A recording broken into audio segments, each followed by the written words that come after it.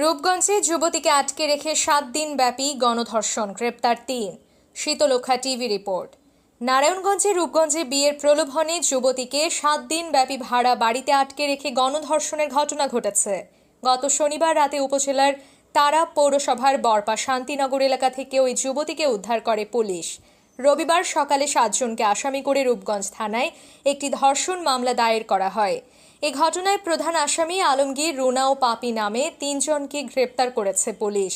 ধর্ষণের শিকার ওই যুবতী জানান, রূপগঞ্জ উপজেলার বরপা শান্তিনগর এলাকার মৃত শাহেদ আলীর ছেলে আলমগীর হোসেনের সঙ্গে মুন্সিগঞ্জ বিক্রমপুরে ওই যুবতীর সামাজিক যোগাযোগ মাধ্যমে প্রেমের সম্পর্ক গড়ে ওঠে।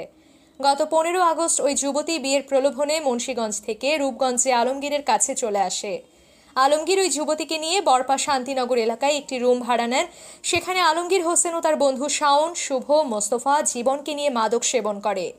গত 7 দিন ধরে ওই যুবতীকে আলমগীর হোসেন ও তার বন্ধুরা ওই ভাড়া বাড়িতে আটকে রেখে পাশবিক নির্যাতন ও গণধর্ষণ করে। আলমগীর ওই যুবতীকে হুমকি দেয়, তারা যা খুশি তা করবে, সব দেখবে। তাদের লিডার স্বেচ্ছাসেবক দল নেতা তামজিদ ভুঁইয়া। গত শনিবার ওই ভাড়াটিয়া বাড়ির বাড়িওয়ালা বিষয়টি টের পেয়ে স্থানীয়দের সহযোগিতায় পুলিশকে খবর দেয়। পরে পুলিশ ঘটনাস্থলে এসে ওই যুবতীকে উদ্ধার করে। পুলিশ আসার খবরে মামলার আসামিরা পালিয়ে যায়। পরে রাতে ওই যুবতী বাদী হয়ে আলমগীর, শাওন, শুভ, মোস্তফা, জীবন, রুনা, পপিকে আসামি করে মামলা দায়ের করা হয়।